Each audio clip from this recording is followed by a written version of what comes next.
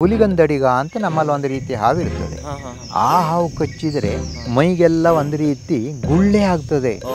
ಆಗದೆ ಹೌದು ಇದು ಹುಲಿಗಂದಡಿಗಿನ ವಿಷ ಅಂತೇಳಿ ಅದಕ್ಕೆ ಹೊಟ್ಟೆಗೆ ಹಚ್ಚಲಿಕ್ಕೆ ಕೊಡಬೇಕು. ಇಲ್ಲ ಇದ್ರೆ ಆ ಹುಲಿಗಂದಡಿಗಿನ ಹಾವು ಕಚ್ಚಿ ಆ ಗುಳ್ಳೆ ಹೊಡೆದ್ರೆ ಒಳಗವರೆಗೆ ಕುಳಿ ಬಿದ್ದು ಬಿಡ್ತದೆ.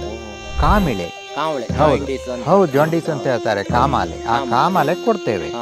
ಅದು ಕೆಲವೊಂದು ಲಕ್ಷಣ ಅಂದರೆ ಕೆಲವೊಂದು ನಂಜು, ಈ ಕಾಲಿಗೆಲ್ಲ ಕಾಲು ಬೆರಳ ಸಂಧಿಯಲ್ಲಿ ಹಿಂಗೆಲ್ಲ ಕೊಳತು ಬಿಡ್ತದೆ. ಗರ್ಭಕೋಶದಲ್ಲಿ ನೀರು ಇರುವುದಿಲ್ಲ, ಹಂಗೆ ಅವ್ರು ಬೇಕಾದ್ರೆ 2-3 ಲೀಟರ್ ನೀರು ಕುಡಿದ್ರು ಮೂತ್ರಾಗಿ ಹೋಗಿಬಿಡ್ತದೆ. ನಮಸ್ಕಾರ ಪ್ರಿಯ ವೀಕ್ಷಕರೇ, ನಾನು ನಿಮ್ಮ ಕೃಷ್ಣಮೂರ್ತಿ ಭಟ್ ಮಾತಾಡ್ತಾ ಇರೋದು. ನಾವು ಬೆಟ್ಟದ ಜೀವ ಯೂಟ್ಯೂಬ್ ಚಾನಲ್ ವತಿಯಿಂದ ಉತ್ತರ ಕನ್ನಡ ಜಿಲ್ಲೆಯ ಸಮಸ್ತ ಎಲ್ಲ ನಾಟಿ ವೈದ್ಯರನ್ನು ಸಂದರ್ಶನ ಮಾಡುವಂಥ ಮಹತ್ ಕಾರ್ಯದಲ್ಲಿದ್ದೇವೆ. ತತ್ಸಂಬಂಧ ಇವತ್ತು ನಾವು ನಂದುಳ್ಳಿ ಗ್ರಾಮ ಪಂಚಾಯಿತಿಯ ಕೋಣೆಮನೆ ಎಂಬಲ್ಲಿ ಶ್ರೀಯುತ ನಾರಾಯಣ್ ಮಹಾಬಲೇಶ್ವರ್ ಭಟ್ ಇವರ ಮನೆಯಲ್ಲಿದ್ದೇವೆ. ಸನ್ಮಾನ್ಯ ಈ ನಾರಾಯಣ್ ಭಟ್ರು ತುಂಬ ಸರಳ ಸಜ್ಜನಿಕೆಯ ಒಳ್ಳೆಯ ವ್ಯಕ್ತಿಗಳು. ಅವರನ್ನು ಸಂದರ್ಶನ ಮಾಡಲಿಕ್ಕೆ ಬಂದಿದ್ದೇವೆ. ಬನ್ನಿ ವೀಕ್ಷಕರೇ, ಸಂದರ್ಶಿಸೋಣ. ನಮಸ್ಕಾರ ನಾರಾಯಣ್ ಭಟ್ರೆ. ನಮಸ್ಕಾರ. ತಾವು ನಾಟಿ ವೈದ್ಯರಂತ ಕೇಳ್ಪಟ್ಟಿದ್ದೇವೆ.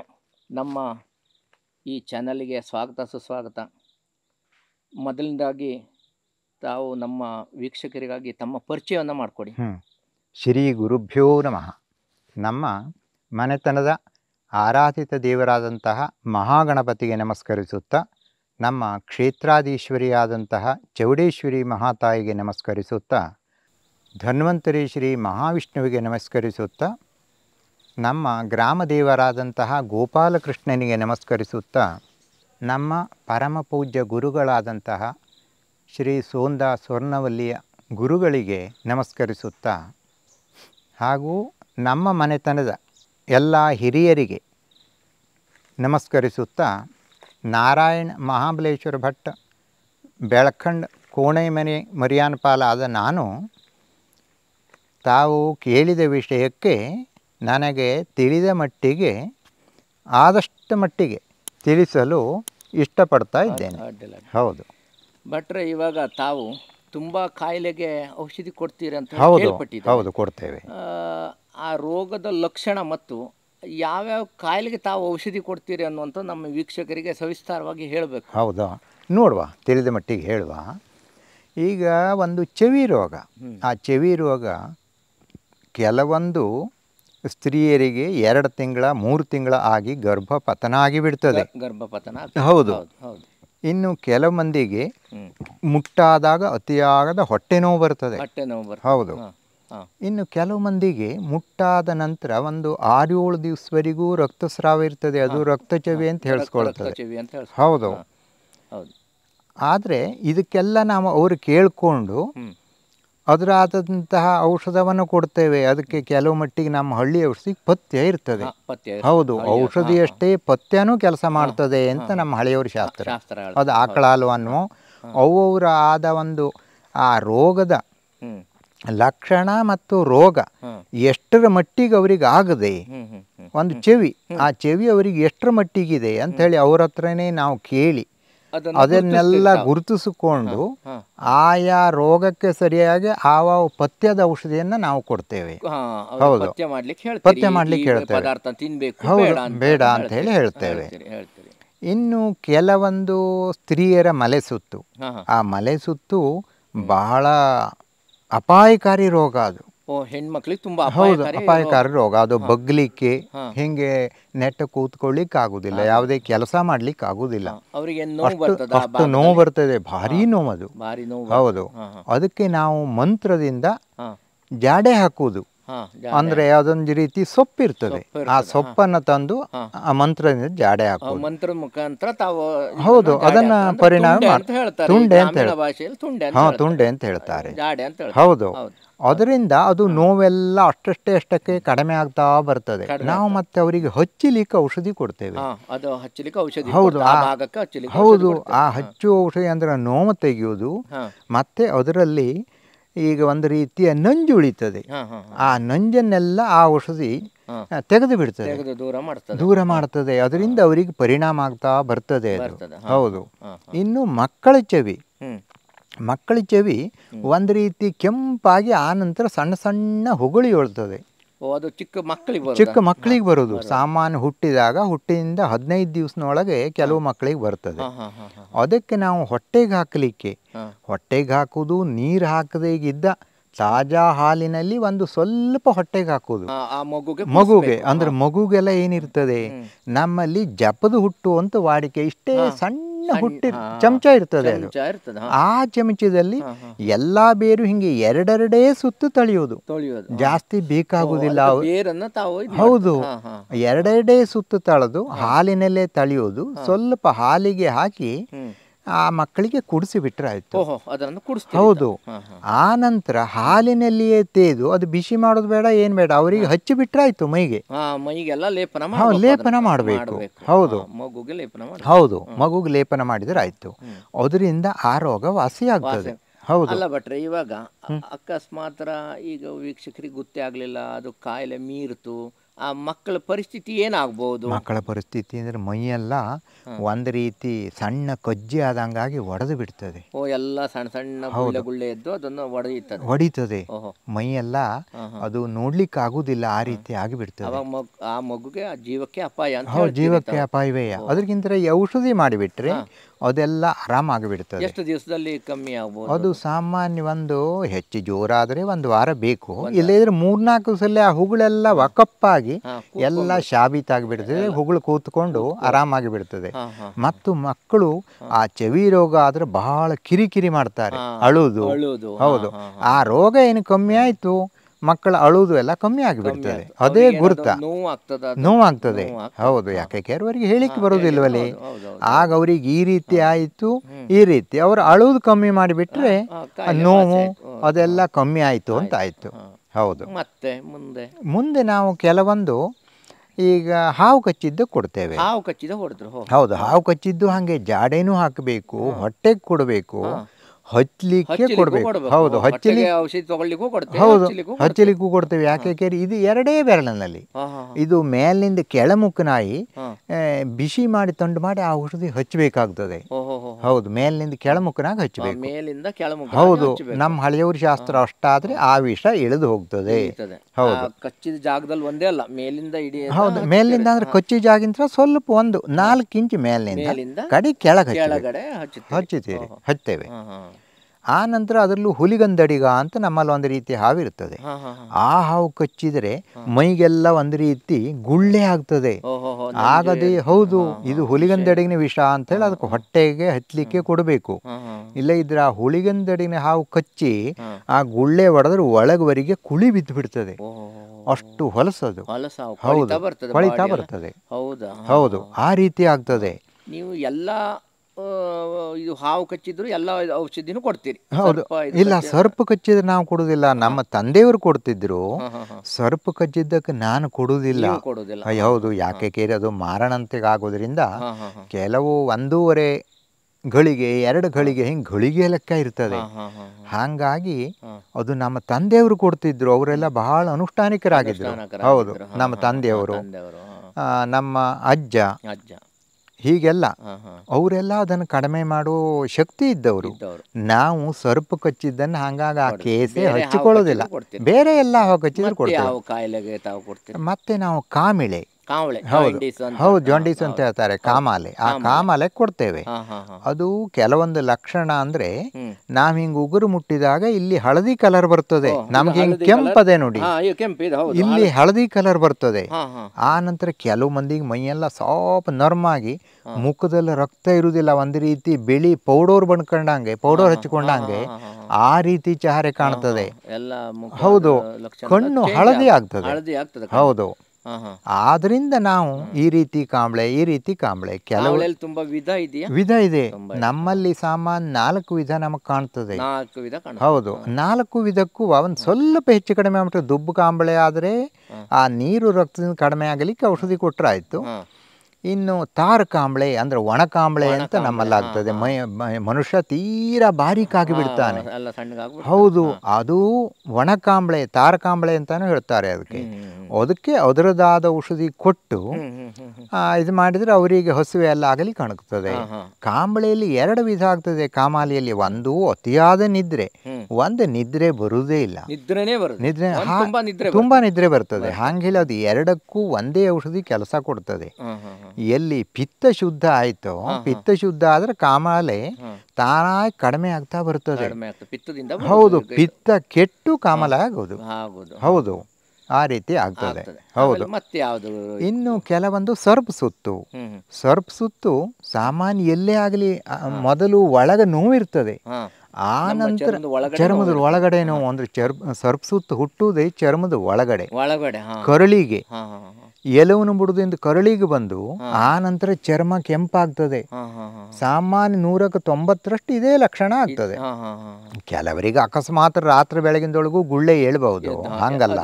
ಚಿಕ್ಕ ಚಿಕ್ಕ ಗುಳ್ಳೆ ಏಳುತ್ತದ ಇಲ್ಲ, ಅದು 3-4 ರೀತಿ ಅದೇ.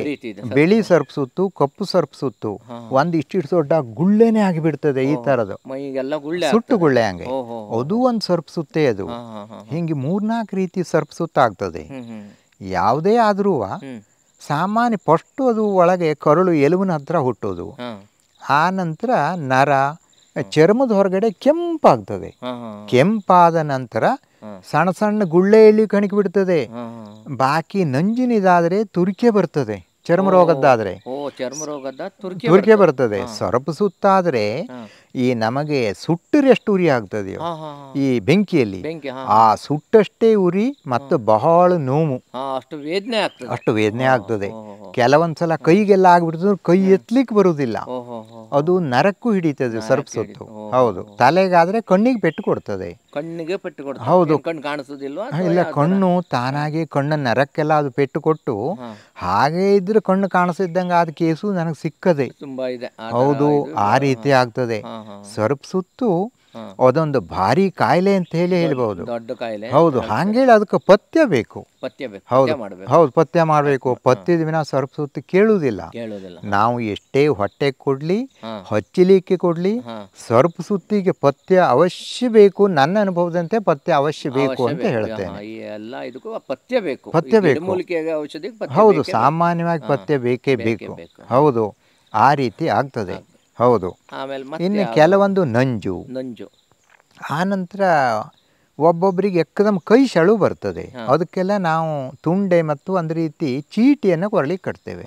ನಮ್ಮ ಪೂರ್ವಜರಿಂದ ನಡೆದು ಬಂದದ್ದು. ಹೌದು, ಅದರಿಂದ, ಹೌದು, ಮಂತ್ರೋಪದೇಶದಿಂದ ಅದರಿಂದ ಆ ಸೆಳು ಎಲ್ಲ ಕಡಿಮೆ ಆಗ್ತದೆ. ಅದು ಸೆಳೆತ ಅಂದ್ರೆ ಯಾವ ತರ? ಸೆಳೆತ ಅಂದ್ರೆ ಒಂದು ರೀತಿಯ ಸೆಳೆಯುವುದು ನರದ ಮುಖಾಂತರ. ಮತ್ತೆ ರಾತ್ರಿ ಎಲ್ಲ ನಿದ್ದೆ ಮಾಡ್ಲಿಕ್ಕೆ ಆಗುದಿಲ್ಲ. ಗಂಟಲು ನೋವು ಬರ್ತದೆ. ಗಂಟಲು ನೋವು ಬರುವುದಿಲ್ಲ, ಅದು ಒಂದೇ ನರ ಹಿಡ್ಕೊಳ್ತದೆ ಕೆಲವೊಂದ್ಸಲ. ಹೌದು, ಹೌದು, ಕಾಲಿಗೂ ಬರಬಹುದು, ಎಲ್ಲ ಭಾಗದಲ್ಲೂ ಕಾಣಿಸ್ತದೆ. ಆಗ ಅದಕ್ಕೆ ಆ ರೀತಿಯ ಔಷಧಿಯಿಂದ ಅದರ ಕಡಿಮೆ ಮಾಡಬಹುದು. ಹೌದು, ಆ ರೀತಿ ಮಾಡ್ಲಿಕ್ಕೆ ಆಗ್ತದೆ. ಹೌದು. ಇನ್ನು ಕೆಲವೊಂದು ನಂಜು, ಈ ಕಾಲಿಗೆಲ್ಲ, ಕಾಲು ಬೆರಳ ಸಂಧಿಯಲ್ಲಿ ಹಿಂಗೆಲ್ಲ ಕೊಳತು ಬಿಡ್ತದೆ. ಅದಕ್ಕೆ ನಾವು ಆವ ರೀತಿಯ ಔಷಧಿಯಿಂದ ಆ ನಂಜನ್ನೆಲ್ಲ ಕಡಿಮೆ ಮಾಡ್ತಾ ಬರ್ತೇವೆ. ಕೆಲವು ಸಾಮಾನ್ಯ ಮಳೆಗಾಲದ ಕಾಲದಲ್ಲಿ ಜಾಸ್ತಿ. ಹೌದು, ಕೆಲವು ಈ ಹೋಟೆಲಲ್ಲಿ ಎಲ್ಲ ಸಿಮೆಂಟಿಂದೆಲ್ಲ ಅಡ್ಡಾಡ್ತಾರಲ್ಲ, ಅವರಿಗೂ ಕೆಲವು ಮಂದಿಗೆ ನಂಜಿನ ಪ್ರಕೃತಿ ಇದ್ರೆ ಶರೀರದಲ್ಲಿ ಅವರಿಗೆ ಅದು ಕಷ್ಟ ಕೊಡ್ತದೆ. ಹೌದು ಹೌದು ಹೌದು ಹೌದು. ಇನ್ನು ಮಳೆಗಾಲದಲ್ಲೂ ಸಾಮಾನ್ಯ ಎಷ್ಟೋ ಕಡೆ ಅದು ಕಷ್ಟ ಕೊಡ್ತದೆ. ಹೌದು. ಆ ರೀತಿ ಒಂದು ಕೆಂಪು ಮುಟ್ಟು ಅಂದ್ರೆ ಅದು ರಕ್ತ ಪ್ರದಾರ ಅಂತ ಹೇಳ್ತಾರೆ. ಆ ಕೆಂಪು ಮುಟ್ಟು ಕೆಲವು ಮಂದಿಗೆ ಯಾವಾಗಲೂ ಹೋಗ್ತಾನೆ ಇದ್ದು ಬಿಡ್ತದೆ. ಮನುಷ್ಯ ಹೆಣ್ಣು ಮಕ್ಕಳಿಗೆ ಕಾಣಿಸ್ಕೊಳ್ಳೋದು, ಅದರಿಂದ ಬಹಳ ಅಶಕ್ತತೆ ಆಗ್ತದೆ ಶರೀರದಲ್ಲಿ. ಅಂದ್ರೆ ರಕ್ತಾನೇ ಹೋಗ್ತಾ ಇದ್ಬಿಟ್ರೆ ಅಶಕ್ತತೆ ತಾನಾಗಿ ಆಗ್ತದೆ, ನಿಲ್ಲುವುದೇ ಇಲ್ಲ. ಹೌದು. ಇನ್ನು ಕೆಲವು ಮಂದಿಗೆ ಮುಟ್ಟಾದ ನಂತರ ಒಂದು 4-5 ದಿವಸವರೆಗೆ ಬ್ಲೀಡಿಂಗ್ ಆಗ್ತಾ ಇರ್ತದೆ, ಅಥವಾ ಒಂದು ವಾರ ಆದ್ರೂ ಆಯ್ತು. ಹೌದು, ಆ ರೀತಿದಕ್ಕೂ ನಾವು ಔಷಧಿ ಕೊಡ್ತೇವೆ. ಕೆಲವು ಮಂದಿಗೆ ಮುಟ್ಟಾದಾಗ ಬಹಳ ಹೊಟ್ಟೆ ನೋವು ಬರ್ತದೆ. ಹೌದು, ಕೆಲವು ಮಂದಿಗೆ ಮುಟ್ಟಾಗಲಿಕ್ಕೆ 2 ದಿವಸ ಇದ್ದಾಗ ಹೊಟ್ಟೆ ನೋವು ಬರ್ತದೆ. ಕೆಲವು ಮಂದಿಗೆ ಮುಟ್ಟಾದಾಗ ಹೊಟ್ಟೆ ನೋವು ಬರ್ತದೆ, ಅದಕ್ಕೂ ನಾವು ಔಷಧಿ ಕೊಡ್ತೇವೆ. ಅದನ್ನು ಕುಡಿಯುವ ಔಷಧಿ. ಅದು ಸಾಮಾನ್ಯ ಪ್ರಥಮ ಹಂತದಲ್ಲಿದೆ ಅಂತ ಆದರೆ ನಾವು ಅದಕ್ಕೆ ಯಾವುದೇ ಪಥ್ಯ ಹೇಳುವುದಿಲ್ಲ. ಬರೇ ನೆನೆಸಿ ಕುಡಿದ್ರು ಸಾಕು, ಅದರಿಂದ ಪರಿಣಾಮ ಆಗ್ತದೆ. ಹೌದು, ಎಲೆ ಚೂರು ಮಾಡಿ ನೀರಿನಲ್ಲಿ ನೆನೆಸಿ ಕುಡಿದು ಬಿಟ್ಟರೆ ಆಯ್ತು. ಹೌದು, ನಾವು ಹೇಳಿದ ಪದ್ಧತಿಯಲ್ಲಿ. ಹೌದು ಹೌದು ಹೌದು ಹೌದು. ಇನ್ನು ಶ್ವೇತ ಪದರ, ಬಿಳಿ ಮುಟ್ಟು, ಆ ಬಿಳಿ ಮುಟ್ಟು ಬಹಳ ಮಂದಿಗೆ ಕಷ್ಟ ಕೊಡ್ತದೆ. ಆ ಬಿಳಿ ಮುಟ್ಟಿಗೂ ನಾವು ಔಷಧಿ ಕೊಡ್ತೇವೆ. ಹೌದು. ಇನ್ನು ಟಾನ್ಸಿಲ್ಲು, ಅದು ಇಲ್ಲಿ ಗಂಟಲಕ್ಕಾಗೋದು. ಹೌದು, ಟಾನ್ಸಿಲ್ ಈ ಕಡೆ ಆಗ್ತದೆ, ಒಬ್ಬೊಬ್ಬರಿಗೆ ಎರಡೂ ಕಡೆ ಆಗ್ತದೆ.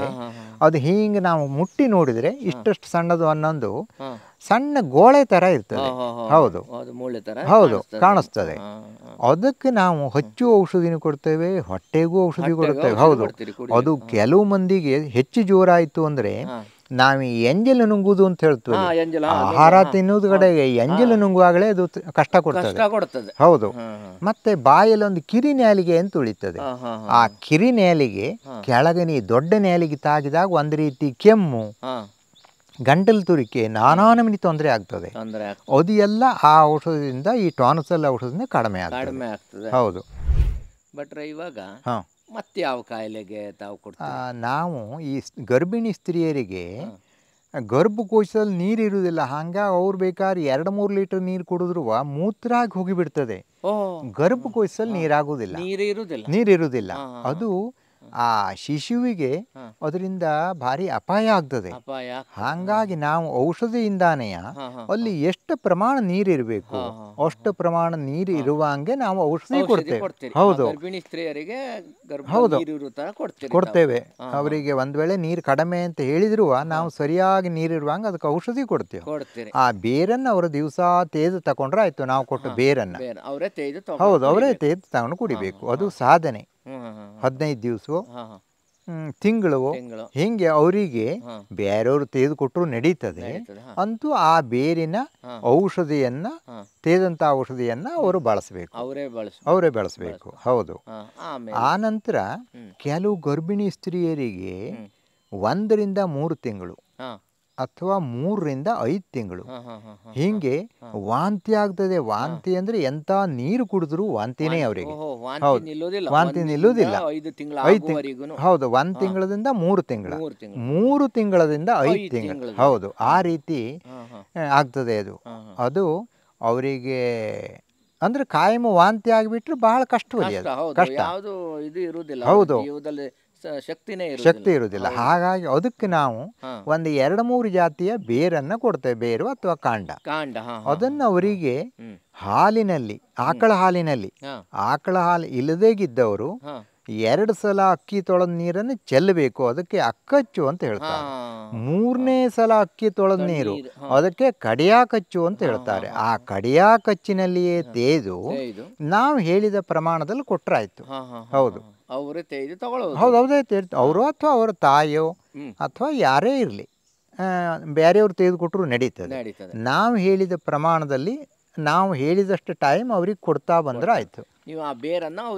ಅವರಿಗೆ ಕೊಟ್ಟು ಬಿಡ್ತೇವೆ ನಾವು. ಹೌದು, ಅವರಿಗೆ ಕೊಡ್ತೇವೆ, ಅವರೇ ಮಾಡ್ಕೊಳ್ಳೋದು. ಅದರಿಂದ ಆ ಗರ್ಭಿಣಿ ವಾಂತಿ ಸಹ ಪರಿಣಾಮ ಆಗ್ತದೆ, ನಿಲ್ತದೆ.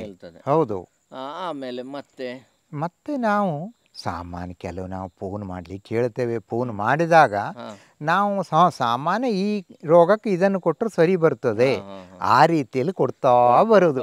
ನಾನು ಕೆಲವನ್ನ ನನಗೀಗ ನೆನಪಿಗೆ ಬಂತು, ಎಲ್ಲ ನಿಮ್ಮ ಸಂಗಡ ಹಂಚಿಕೊಂಡೆ. ಹೌದು, ಹಂಚಿಕೊಂಡೆ. ಗ್ಯಾಸ್ಟ್ರಿಕ್ಗೂ ಕೊಡ್ತೇನೆ. ಗ್ಯಾಸ್ಟ್ರಿಕ್ಕಿಗೆ 3ನೇ ಸಲ ಅಕ್ಕಿ ತೊಳೆದ ನೀರಿನಲ್ಲಿ ತೇದು ಅದಕ್ಕೆ ಸ್ವಲ್ಪ ಲಿಂಬೆ ರಸ ಒಂದು 4 ಹನಿ ಹಾಕಿ ತಕೊಂಡ್ರು ಭಾರಿ ಒಳ್ಳೇದು. ಗ್ಯಾಸ್ಟ್ರಿಕ್ ಕಮ್ಮಿ ಆಗ್ತದೆ. ಹೌದು, ಬೇರು ಕೊಡ್ತೇವೆ. ಹೌದು, ಅದನ್ನು ದಿವಸ ನಾನು ಹೇಳಿದಷ್ಟು ಸಲ ಹೇಳಿದ ಪ್ರಮಾಣದಲ್ಲಿ ತಗೊಳ್ಬೇಕು. ಇನ್ನು ಮತ್ತೊಂದು ವಿಷಯ ನಿಮ್ಮ ಹತ್ರ ಹಂಚಿಕೊಳ್ಳಿಕ್ಕೆ ಮರ್ತೇವೆ, ಉರಿ ಮೂತ್ರ ಅಂತ ಆಗ್ತದೆ. ಮೂತ್ರ ಹೋಯುವಾಗ ಪ್ರಾಣಾಂತಕ ನೋವಾಗ್ತದೆ. ಅದು ಸರಿಯಾಗಿ ಮೂತ್ರ ನೋವಾಗುವುದಿಲ್ಲ. ಒಂದ್ಸಲ ಒಂದು 4 ಹನಿ ಬೀಳುತ್ತದೆ. ಯಾಕೆ ಬೇಕಾಗ ಮೂತ್ರಕ್ಕೆ ಹೋದೆ ಅಂತ ಆ ವ್ಯಕ್ತಿಗೆ ಆಗ್ತದೆ. ಮೂತ್ರಕ್ಕೆ ಹೋಗುದೇ ಬೇಡ ಇನ್ನು ಅಂತೇಳಿ. ಆತರ ಮೂತ್ರಕ್ಕೆ ಹೋಗದೆ ಮನುಷ್ಯನ ಹತ್ರ ತಾಳ್ಕೊಳ್ಳಿಕ್ಕೆ ಆಗುದಿಲ್ಲ. ಹೌದು, ಮೂತ್ರ ಬರುವುದಿಲ್ಲ. ಮೂತ್ರಕ್ಕೆ ಹೋದಷ್ಟು ಸಲ ಒಂದು ಹನಿ ಹನಿಯಾಗಿ ಮೂತ್ರ ಬರೋದು, ಅದು ಯಾವ ರೀತಿ ವೇದನೆ ಉರಿ ಅಂತ ಹೇಳಲಿಕ್ಕೆ ಸಾಧ್ಯ ಇಲ್ಲ, ಆ ರೀತಿ ಆಗ್ತದೆ. ಹೌದು, ಅದಕ್ಕೂ ನಾವು ಔಷಧವನ್ನು ಕೊಡ್ತೇವೆ. ಹೌದು, ಅದಕ್ಕೂ ಔಷಧವನ್ನು ಕೊಡ್ತೇವೆ. ಹೌದು. ಆಮೇಲೆ ಮತ್ತೆ ಯಾವ್ದಾದ್ರು ಮತ್ತೆ ಅಂದ್ರೆ ಹಾಗಾಗಿ ನಾನು ಹಿಡಿದು ಹಿಂಗೆ ಹೇಳ್ತಾ ಹೇಳ್ತಾ ಕೆಲವೊಂದು ಮರೆತು ಬಿಡ್ತದೆ.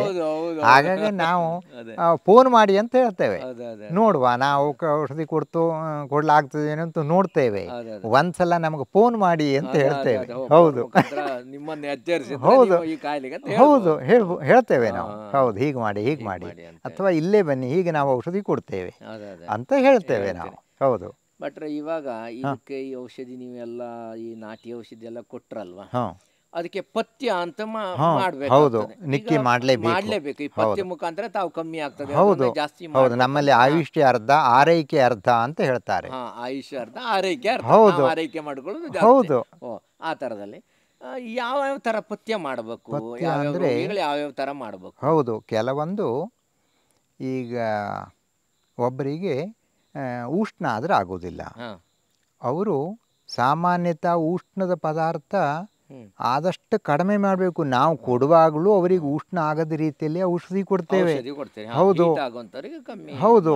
ಇನ್ನು ಕೆಲವರಿಗೆ ದಮ್ಮು ಕಫೋ ಏನೋ ಇದೆ, ಅವರಿಗೆ ನಾವು ಎಲ್ಲೋ ಬೆಳಿ ಸುರುಳಿ ಗಡ್ಡೆಯೋ ಈ ರೀತಿ ತಂಪು ಔಷಧಿ ಕೊಟ್ಟುಬಿಟ್ರೆ ಅವರಿಗೆ ಮತ್ತು ಜೋರಾಗಿಬಿಡ್ತದೆ, ಜಾಸ್ತಿ ಆಗಿಬಿಡ್ತದೆ. ಆಗ ನಾವು ಈ ರೋಗಕ್ಕೊಂದು ಔಷಧಿ ಕೊಟ್ಟರುವ ಇನ್ನೊಂದು ಹೆಚ್ಚಾಗಿಬಿಡ್ತದೆ. ಆಗ ನಾವು ಅವರ ಪ್ರಕೃತಿ ನೋಡಿ ಔಷಧಿನೂ ಕೊಡ್ತೇವೆ, ಪಥ್ಯನೂ ಹೇಳ್ತೇವೆ. ಒಬ್ಬರು ಶುಗರ್ ಇದ್ದವರು, ಅವರಿಗೆ ಕೆಲವೊಂದು ಔಷಧಿಗೆ ಬೆಲ್ಲವೋ ಅಥವಾ ಜೇನುತುಪ್ಪೋ ಹಾಕಿ ಔಷಧಿ ತಗೊಳ್ಬೇಕು. ಅವರಿಗೆ ನಾವು ಜೇನುತುಪ್ಪ ಬೆಲ್ಲ ಎಲ್ಲ ಹೇಳುವುದಿಲ್ಲ. ಅವರಿಗೆ ಆಗ 3ನೇ ಸಲ ಅಕ್ಕಿ ತೊಳೆದ ನೀರು, ಕಡಿದ ಮಜ್ಜಿಗೆಯೋ, ಅದು ಮೊಸರು ತುಪ್ಪ, ಅದು ಸರಿಯಲ್ಲ. ಹೌದು, ಅದರಲ್ಲಿ ಹೌದು ನಂಜಿನ ಅಂಶ ಇರ್ತದೆ. ಹೌದು, ಅದನ್ನು ತಿನ್ನಬಾರದು. ಆಗ ಅವರಿಗೆ ನಾವು ಕಡದೆ ಮಜ್ಜಿಗೆಯಲ್ಲಿ ಹೇಳ್ತೇವೆ. ಕೆಲವೊಂದು ಕಫದ ಪ್ರಕೃತಿಯವರಿಗೆ ಹಾಲಾಗುವುದಿಲ್ಲ, ಆಗ ಹಾಲಿನ ಪರ್ಯಾಯವಾಗಿ ಬೇರೆ ಒಂದು ಇದರಲ್ಲಿ ಹೇಳೋದು. ಹೌದು, ಆ ರೀತಿ ಪಥ್ಯಾಹಾರವನ್ನ ನಾವು ಅವರು ಬಂದಾಗಲೇ ಹೇಳಿ ಕಳಿಸ್ತೇವೆ. ಹೌದು, ಕೆಲವೊಂದು ಸರ್ಪ್ ಸುತ್ತಾದವರಿಗೆ, ಸರ್ಪ್ ಸುತ್ತು ಸರ್ಪ್ ವ್ಯಾಧಿ ಆದವರು ಹಾಲು ಅನ್ನ ಹಿಂಗೆ ಉಂಡು ಬಿಟ್ರಪ್ಪ, ಅವರಿಗೆ ಕಡಿಮೆ ಮಾಡಲಿಕ್ಕೆ ಆಗುದಿಲ್ಲ. ಹೌದು, ಕಡಿಮೆ ಮಾಡ್ಲಿಕ್ಕೆ ಆಗುದಿಲ್ಲ. ಹಾಲಿನಿಂದ ಅದು ಜಾಸ್ತಿ ಆಗಿಬಿಡ್ತದೆ. ಇನ್ನು ಕಾಮಿಳೆ ಆದವರು, ಕಾಮಾಲೆ ಆದವರಿಗೆ ಹಾಲು ಅವಶ್ಯ ಬೇಕೇ ಬೇಕು. ಹಾಲಿನಿಂದ ಪಥ್ಯ ಮಾಡಿದ್ರೆ ಅವರಿಗೆ ಲಿವರ್ ಶುದ್ಧ ಆಗಿ ಬೇಗ ಗುಣಮುಖರಾಗ್ತಾರೆ. ಹೌದು, ಹಾಗೆಲ್ಲ ಅವರು ಎಣ್ಣೆ ಕರಿದ ಪದಾರ್ಥವೋ ಈ ರೀತಿ ಎಲ್ಲ ಅವರು ತಿನ್ನಬಾರದು. ನಂಜು ಪದಾರ್ಥ ಎಲ್ಲ ಬಿಡಬೇಕು. ಹೌದು, ಆ ರೀತಿ ಇರ್ತದೆ ಅದು. ಸರ್ವೇ ಸಾಮಾನ್ಯ ನಿಮ್ಮ ಪಥ್ಯದಲ್ಲಿ ಈ ಉದ್ದಿನಕಾಳು, ಬದನೆಕಾಯಿ, ತೊಗರಿ ಸಾರು, ಬಟಾಟೆ ಮತ್ತೆ ಅವಲಕ್ಕಿ. ನಮ್ಮಲ್ಲಿ ಭತ್ತದಿಂದಾನೇ ಅಕ್ಕಿನೂ ಆಗ್ತದೆ, ಅವಲಕ್ಕಿನೂ ಮಾಡ್ತಾರೆ. ಆದ್ರೆ ಅವಲಕ್ಕಿಯಲ್ಲಿ ಬಹಳ ನಂಜು ಉಳಿತದೆ. ಸರ್ಪ್ ಸುತ್ತು, ಕಾಮಾಲೆ ಈ ರೀತಿ ಆದವರಿಗೆ ಅವಲಕ್ಕಿ ಅವರಿಗೆ ನಿಷಿದ್ಧ, ಅವರು ತಿನ್ನಬಾರದು. ಭಟ್ರೆ, ಇವಾಗ ನಿಮಗೆ ಈ ಎಲ್ಲ ಒಂದು ವಿದ್ಯೆ ಯಾರಿಂದ ಬಳುವಳಿಯಾಗಿ ಬಂತು? ಯಾರು ತಮಗೆ ಅದನ್ನ ಅನುಗ್ರಹ ಮಾಡಿದ್ರು? ಇದು ನೀವು ಕೇಳಿ ಸರಿನೇ. ಅಂದ್ರೆ ಇದು ನಮ್ಮ ಪೂರ್ವಜರಿಂದ ಬಂತು. ಹೌದು, ಈ ಔಷಧಿಗೆ ನಾವು ಇಲ್ಲಿದ್ರು ಇದಕ್ಕೆ ಕೋಣೆ ಮನೆ ಔಷಧಿ ಕೋಣೆ ಮನೆಗೆ ಹೋಗಿದ್ದೆ. ಇದೇ ವಾಡಿಕೆ ನಮ್ಮಲ್ಲಿ. ಹೌದು ಹೌದು, ಕೋಣೆ ಮನೆಗೆ ಹೋಗಿದ್ದೆ ಹೇಳುದೇ ವಾಡಿಕೆ. ಈ ಔಷಧಿ ಇದು ನಮ್ಮ ಮೂಲ ಕೋಣೆ ಮನೆಯಲ್ಲೇ ಎಷ್ಟೋ ವರ್ಷ ನಡೆದು ಬಂದಂತಹ ಔಷಧಿ ಇದು. ಹೌದು, ನನಗೆ ಗೊತ್ತಿದ್ದ ಪ್ರಕಾರ ನಮ್ಮ ಅಜ್ಜರು ಮತ್ತು ಹಿಂದಿರಬಹುದು, ಅಜ್ಜರು ಕೃಷ್ಣಜ್ಜರು ಅಂತ ಹೇಳಿ. ಹೌದು, ಕೃಷ್ಣಜ್ಜರು. ಆ ನಂತರ ಅವರಿಗೆ ನಾಗಜ್ಜರು ಮತ್ತೆ ರಾಮಕೃಷ್ಣಜ್ಜರು ಅಂತ ಹೇಳಿ ಇಬ್ಬರು ಮಕ್ಕಳು. ರಾಮಕೃಷ್ಣಜ್ಜರಿಗೆ ನನ್ನ ತಂದೆಯವರು, ನನ್ನ ಹಿರಿಯಪ್ಪ ಗೋಪಾಲ ಭಟ್ರು ಅಂತ ಹೇಳಿ ಇಬ್ಬರು ಮಕ್ಕಳು. ಹೌದು, ನಮ್ಮ ದೊಡ್ಡಪ್ಪನಿಗೆ ಗೋಪಾಲ ಭಟ್ರು ಅಂತ ಹೇಳಿ ಹೆಸರು. ನಮ್ಮ ತಂದೆಯವರ ಹಿರಿಯಪ್ಪ ಆ ನಾಗಜ್ಜರು, ಅವರಿಗೆ ವೆಂಕಟರಮಣ ಭಟ್ರು ಅಂತ ಹೇಳಿ ಅವ್ರ ಮಗ. ಹೌದು, ಅಂದ್ರೆ ನಮ್ಮ ತಂದೆಯವರು ಹೌದು ನಮ್ಮ ತಂದೆಯವರಿಗೆ ಬಗೆಯಲ್ಲಿ ಅಣ್ಣ. ಹೌದು, ಅಣ್ಣ ಅಂತ ಹೇಳ್ಬಹುದು, ತಂದೆ ಅಂತ ಹೇಳ್ಬಹುದು. ಆ ರೀತಿಯಲ್ಲಿ ನಮ್ಮ ತಂದೆಯವ್ರನ್ನ ಅವರು ಪೋಷಣೆ ಮಾಡಿ ಈ ವಿದ್ಯಾಲಯ ಕೊಟ್ಟವ್ರು ಅವರು. ಹೌದು, ಆ ವೆಂಕಟರಮಣ ಭಟ್ರು ಅಂತಿದ್ರಲ್ಲಿ ನನ್ನ ದೊಡ್ಡಜ್ಜಿರ ಮಗ, ಅವರು ನನ್ನ ತಂದೆಯವರಿಗೆ ಎಲ್ಲ ವಿದ್ಯೆ ಕೊಟ್ಟವರು. ತುಂಡೆ, ಔಷಧಿ ಇದನ್ನೆಲ್ಲ ಕಲಿಸ್ತವ್ರು. ಯಾಕೆ ನಮ್ಮ ತಂದೆಯವರಿಗೆ 2 ವರ್ಷ ಆದವರಾಗಿದ್ದಾಗ ಅವ್ರ ತಂದೆಯವರು ತೀರಿ ಹೋದ್ರು ಅಂತ ಆಯ್ತು. ಹೌದು, ದೈವಾಧೀನರಾದ್ರು. ಹಾಗಾಗಿ ಆಗ ಹಳೆ ಜನ ಎಲ್ಲ ಅಂದ್ರೆ ವಯಸ್ಸಾದ್ಮೇಲೆ ತೀರಿ ಹೋದ್ರು ಅವರು. ಆ ನಾಗಜ್ಜರು ತೀರಿ ಹೋದ್ರು. ಆ ನಂತರ ಈ ವೆಂಕಟರಮಣ ಭಟ್ರು ಅಂತ ಹೇಳಿ ವೆಂಕಟರಮಣ ಅಜ್ಜರು ನಮ್ಮ ತಂದೆಯವರ ಬಗೆಯಲ್ಲಿ ಅಣ್ಣ ಆಗ್ಬೇಕು. ಅವರು ದೊಡ್ಡಪ್ಪನ ಮಗ. ಅವರೇ ಇವರೆಲ್ಲ ಪೋಷಣೆ ಮಾಡ್ಕೊಂಡು ಬಂದ್ರು. ಶಾಲೆಗೆ ಹಾಕೋದಂದ್ರೆ ಆ ಕಾಲದಲ್ಲಿ 2 ಎತ್ತೆ 4 ಎತ್ತೆ ಇದೆಲ್ಲ ದೊಡ್ಡ ಬರ ಆಗೋಯ್ತು. ಹೌದು, ಹೆಚ್ಚು ವಿದ್ಯೆ ನಿಮ್ಮ ತಂದೆಯಿಂದ. ಹೌದು, ನಮ್ಮ ತಂದೆಯಿಂದ ಬಂತು. ಆ ನಂತರ ಎಷ್ಟು ವರ್ಷ ಆಗಿರ್ಬೋದು? ಹೌದು, ಸಾಮಾನ್ಯ ವರ್ಷದ ಲೆಕ್ಕ ಇಲ್ಲಿಯರ ಅನಾದಿ ಕಾಲದಿಂದ ಬಂದದ್ದು. ಹೌದು, ನಮ್ಮ ಹಿರಿಯಪ್ಪ ವೆಂಕಟರಮಠರು ನಮ್ಮ ತಂದೆಯವರಿಗೆ ಕೊಟ್ಟರು. ಆ ನಂತರ ನಮ್ಮ ತಂದೆಯವರಿಗೆ ಬಹಳ ವರ್ಷ ನಡೆಸಿರು. ನಮ್ಮ ತಂದೆಯವರಿಗೆ, ನನ್ನ ದೊಡ್ಡಪ್ಪ ಗೋಪಾಲ ಭಟ್ರಿಗೆ ಎಲ್ಲ ಸಣ್ಣ ಪುಟ್ಟ ಶಾಲೆ. ಆಗಿನ ಕಾಲದಲ್ಲಿ 2ನೇ ಎತ್ತೇವು 4ನೇ ಎತ್ತೇವು. ಆಗ ನಮ್ಮ ನಂದುಳ್ಳಿಯಲ್ಲಿ ಒಂದೇ ಶಾಲೆ ಆಗಿತ್ತಂತೆ. ಹೌದು, ಅಂತೂ ಅಲ್ಲಿ ಕಳಿಸಿ 150-200 ವರ್ಷದ ಒಂದು ಇತಿಹಾಸ ಇದೆ. ಹೌದು, 150-200 ಇತಿಹಾಸ ನಮಗ್ ಗೊತ್ತಿದ್ದದ್ದು. ಮತ್ತೆ ಎಷ್ಟು ವರ್ಷ ಮೊದಲು ಅದೇ ಏನೋ ಅದು ದೇವರಿಗೆ ಗೊತ್ತು. ಇವಾಗ ನಿಮ್ಮಿಂದ ಬಹುಶಃ ಈಗ ನೀವು ಕೊಡ್ಲಿಕ್ಕಾಗಿ ಒಂದು 25-30 ವರ್ಷ ಆಯ್ತು. ಅಂದ್ರೆ ನಾನು ನನ್ನ ತಂದೆಯವ್ರ ಕೈ ಕೆಳಗೆ ಅಂದ್ರೆ ಔಷಧಿ ತಂದು ಕೊಡೋದು ಹೀಗೆಲ್ಲ ಮಾಡ್ತಾ ಸಾಮಾನ್ಯ 24-25 ವರ್ಷ ಅವ್ರ ಜೊತೆನೆ ನಾನು ಅಂದ್ರೆ ಹೌದು ಅವರಂದೇ ಕಲಿತದ್ದು. ಹೌದು ಹೌದು 24-25 ವರ್ಷ ಅಂದ್ರೆ ಕಡೆಗೆ ವಯಸ್ಸಾದ್ಮೇಲೆ ಅವ್ರ ಹತ್ರ ಅಡವಿಗೆ ಹೋಗ್ಲಿಕ್ಕೆ ಆಗುದಿಲ್ಲ ಆಗಿತ್ತು. ನಾನೇ ಹೌದು, ಮತ್ತೆ ಎಷ್ಟಂದ್ರೂ ವಯಸ್ಸಾದ್ಮೇಲೆ ತ್ರಾಸ ಆಗ್ತದೆ. ಹಾಗಾಗಿ ನಾನೇ ಔಷಧದ ಬೇರು ಎಲೆ ಹಿಂಗೆಲ್ಲ ನಾನು ತಂದು ಕೊಟ್ಟು ಹೌದು ಹೌದು ನನಗೆ ಆರಂಭ ಮೊದಲು ಅವರೆಲ್ಲ ಹೇಳ್ಕೊಟ್ರು. ಕಡೆಗೆ ನಾನೇ ಗುರುತಿಸಿಕೊಂಡು ಅದನ್ನೆಲ್ಲ ತಗೊಂಬಂದೆ. ಇವಾಗ ನೀವು ಇದರ ವನಸ್ಪತಿ ಎಲ್ಲ ತರಲಿಕ್ಕೆ ತುಂಬಾ ದೂರ ಹೋಗ್ಬೇಕಾ ಅಥವಾ ನೀವೇ ಇಲ್ಲಿ ನೆಟ್ ಮಾಡಿದ್ರ ಯಾವ ತರ? ಹೌದು, ಇಲ್ಲ ನಾವು ನೆಟ್ ಮಾಡಿದ್ರೆ ಇರುವುದಿಲ್ಲ. ಇದೆಲ್ಲ ಗಿಡ ಹೌದು ಔಷಧಿ ಗಿಡನೇ, ಆದ್ರೆ ನಮ್ಮನೆ ಹತ್ರ ಇದ್ದದ್ದು ನಾವು ಹೆಚ್ಚು ಇದು ಅಂದ್ರೆ ಅದನ್ನ ತೆಗೆಯುವುದಿಲ್ಲ. ಔಷಧ ಕಾಂಡ ಆಗ್ಲಿ ಏನೋ ಕತ್ತರಿಸುವುದಿಲ್ಲ. ನಾವು ದೂರ ಈ ಮಾಗೋಡು ಜಲಪಾತ ಸೈಡು, ಜೇನುಕಲ್ಗುಡ್ಡದ ಸೈಡು, ಹೌದು ಈ ಕಡೆ ನಮ್ಮಲ್ಲಿ ಮಳಲ್ಗಾಂವ್ ಅಂತ ಹೇಳಿ ನೀವು ಕೇಳಿರ್ಬೋದು. ಆ ಮಳಲ್ಗಾಂವ್ ಸೈಡ್ ಹೋಗ್ತೇವೆ ನಾವು. ಈ ಕಡೆ ಕಿರುವತ್ತಿ ಶೆಡ್ಲುಗುಂಡಿ ಈ ಕಡೆ ಎಲ್ಲ ಹೋಗಿ ಒಂದು 8 ದಿವಸ ಸಾಕಾಗುವಷ್ಟು ನಾವು ಅದರ ಕಾಂಡ ಎಲ್ಲ ತಂದ್ಕೊಳ್ಳೋದು. ಬೇರು ಕೀಳುವುದಕ್ಕೂ ಒಂದು ಪದ್ಧತಿ ಅದೇ. ಅದು ಬೇರು 3-4 ಬದಿಗೆ ಹೋದ್ರೆ ನಾವು ಒಂದೇ ಬೇರನ್ನು ತಂದ್ಕೊಳ್ತೇವೆ. ಹೌದು, ಮತ್ತೆ ಎರಡನೇ ಅದಕ್ಕೆ ಮಣ್ಣು ಮುಚ್ಚಿ ಬರುವುದು. ಯಾಕೆ ಆ ವನಸ್ಪತಿ ಹಾಳಾಗಬಾರದು. ಹೌದು, ಇದ್ರ ಜೊತೆ ನೀವು ಪರಿಸರ ಸಂರಕ್ಷಣೆ ಹೌದು ಮಾಡ್ತೇವೆ. ಇನ್ನು ಒಂದು ಇಷ್ಟು ದೊಡ್ಡದೊಂದು ಮರ, ಆ ಮರ ತೊಗಟೇಬೇಕು ಅಂತ ಸುತ್ತ ಹಾಕಿ ತೆಗೆಯುವುದಲ್ಲ, ಒಂದೊಂದೇ ಸೈಡಿನ ತೆಗೆಯುವುದು. ಹೌದು, ಕೆಲವೊಂದು ಕಬ್ಬಿಣದ ವಸ್ತುವಿನಲ್ಲಿ ತೆಗಿಲಿಕ್ಕೆ ಅಡ್ಡಿ ಇಲ್ಲ, ಕೆಲವೊಂದು ಕಲ್ಲಿನಿಂದಾನೇ ತೆಗಿಬೇಕಾಗ. ಹೌದು, ಕಲ್ಲಿಂದಾನೇ ತೆಗಿಬೇಕು. ಹೌದು, ಹಾಂಗ ಅದರದ್ದೊಂದು ಪದ್ಧತಿ ಇರ್ತದೆ. ಆ ಪದ್ಧತಿಯಂತೆ ನಾವು ಅದನ್ನು ತರಬೇಕು. ಹೌದು, ಇವಾಗ ನಾ ಕೇಳ್ಪಟ್ಟೆ ಭಟ್ರೆ, ಈಗ ಒಂದು ಈ ಔಷಧಿ ಕೊಡ್ಲಿಕ್ಕೆ ಒಂದು ವಾರ ನಕ್ಷತ್ರ ದಿನ ಅಂತಿದೆಯಲ್ಲ, ತಾವು ಯಾವ ವಾರದಲ್ಲಿ ಕೊಡ್ತೀರಿ, ಯಾವ ವಾರದಲ್ಲಿ ಕೊಡೋದಿಲ್ಲ? ಅದು ನೀವು ಕೇಳಿ ಸರಿಯಾದದ್ದೇ. ಯಾಕೆ ಇದ್ರೆ ನಾವು ಸೋಮವಾರ ದಿವಸ ಔಷಧಿ ತುಂಡೆ ಏನು ಮಾಡುವುದಿಲ್ಲ. ಆ ನಂತರ ಅಮಾವಾಸ್ಯೆ ದಿವಸ ಮಾಡುವುದಿಲ್ಲ. ಹೌದು, ಆ ನಂತರ ಹೌದು ಈ ಗಣೇಶ ಚೌತಿ, ಇಲಿ ಪಂಚಮಿ, ಭೂಮಿ ಹುಣ್ಣಿಮೆ, ಹೌದು ಹಿಂಗೆಲ್ಲ ನಮ್ಮದು ಕೆಲವೊಂದು ಶಾಸ್ತ್ರ ಉಂಟು. ಹೌದು, ದೀಪಾವಳಿ ಕರೆಕ್ಟು, ದೀಪಾವಳಿಯಲ್ಲೂ ಮಾಡೋದಿಲ್ಲ. ಸರಿ, ಹೌದು, ನವರಾತ್ರಿಯಲ್ಲೂ ಶಾರದೆ ಕರೆಸಿದ ನಂತರ ಅಂದ್ರೆ ಶಾರದೆ ಸ್ಥಾಪನೆಯ ನಂತರ ವಿದ್ಯಾದಶಮಿ ಅಂದ್ರೆ ಶಾರದೆ ವಿಸರ್ಜನೆ ಆಗುವಲ್ಲಿವ್ರೆ ನಾವು ಔಷಧಿ ಮಾಡೋದಿಲ್ಲ. ಹೌದು, ಹಾಗೆ ನಮ್ಮ ಹಳೆಯವರಿಂದ ಅದು ನಡೆದು ಬಂದಂತಹ ಪದ್ಧತಿ ಅದು. ಹೌದು, ಆ ಪದ್ಧತಿಯಲ್ಲಿ ನಾವು ಬಂದವರು, ಈಗಲೂ ಅದೇ ಪದ್ಧತಿಯಲ್ಲಿ ನಡೆಸೋದು. ಇನ್ನೇನು, ನಮ್ಮ ತಂದೆಯವರು ಹೇಳ್ತಿದ್ರು, ಒಂದು ಮಗು ಹುಟ್ಟಿತ್ತು, ಆ ಹುಟ್ಟಿದ ಮಗು ಚೆವಿ ಆಯ್ತು ಅಂತ ಆದ್ರೆ ಆಗ ನೀವು ಔಷಧಿ ಕೀಳ್ಲಿಕ್ಕೆ ಅಡ್ಡಿ ಇಲ್ಲ. ಯಾಕೆ ಅದೊಂದು ಜೀವ ಬದುಕ್ತದೆ. ಸೋಮವಾರ ಆದ್ರೂ ಕೀಳೋದು, ಸೋಮವಾರ ಇರಲಿ ಅಮಾಸೆ ಇರಲಿ. ಹೌದು, ಹಿಂಗಾಯ್ತು ಅಂತ ಯಾರಾದ್ರೂ ಬಂದ್ರೆ ನಾವು ಅದನ್ನ ಔಷಧಿ ಬೇರೆ ತೆಗೆದು ಅವ್ರಿಗೆ ಕೊಡುದೇ. ಆಗ ಒಂದು ಜೀವ ಬದುಕಿತು. ಹೌದು, ಬದುಕಿದ್ದಕ್ಕೆ ನಾವಿಲ್ಲಿ ಕಿತ್ತದ ಒಂದು ದೋಷಕ್ಕೆ ಹೌದು ಅಲ್ಲಿ ಅದು ಸರಿ ಆಗೋಯ್ತು. ಹೌದು, ಜೀವ ರಕ್ಷಣೆ ಮುಖ್ಯ. ನಮ್ಮಿಂದ ಒಂದು ಪರೋಪಕಾರ ಆಗಬೇಕು. ನಮ್ಮ ಹಳೆಯವರು ಹಂಗೇ ನಡೆಸ್ತಾ ಬಂದವರು. ಹೌದು, ನಾವೀಗ ಇಲ್ಲಿ ಕಡೆ ಎಷ್ಟೋ ಈ ಕೆಲವೇ ವರ್ಷದಿಂದ ಇಲ್ಲಿ ಬಂದವರು. ಇಲ್ಲ ಇದ್ರೆ ಮೂಲ ನಮ್ಮದು ಕೋಣೆ ಮನೆನೇ.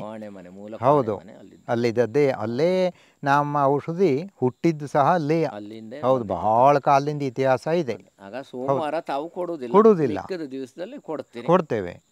ಈಗ ತುಂಬಾ ದೂರದಿಂದ ಬರುವಂತ ನಮ್ಮ ವೀಕ್ಷಕರು ಅಥವಾ ಯಾರು ರೋಗಿಗಳು ತಮ್ಮನ್ನ ದೂರವಾಣಿ ಮುಖಾಂತರ ಸಂಪರ್ಕ ಮಾಡಬೇಕು. ಹೌದು, ಆಮೇಲೆ ಅವರಿಗೆ ಅಲ್ಲಿ ಕಳಿಸಿಕೊಡುವಂತ ವ್ಯವಸ್ಥೆಗಳು ಏನಾದ್ರು ಇದೆಯಾ ಅಥವಾ ಅವರೇ ಬಂದು ಇಲ್ಲಿ ನಿಮ್ಮ ಭೇಟಿಯಾಗಿ ತಗೊಂಡು ಹೋಗ್ಬೇಕಾ? ನಮ್ಮದು ಕಳಿಸಿಕೊಡುವಂತ ವ್ಯವಸ್ಥೆ ಇಲ್ಲ, ಅವರೇ ಬಂದು ತಗೊಂಡೋಗ್ಬೇಕು.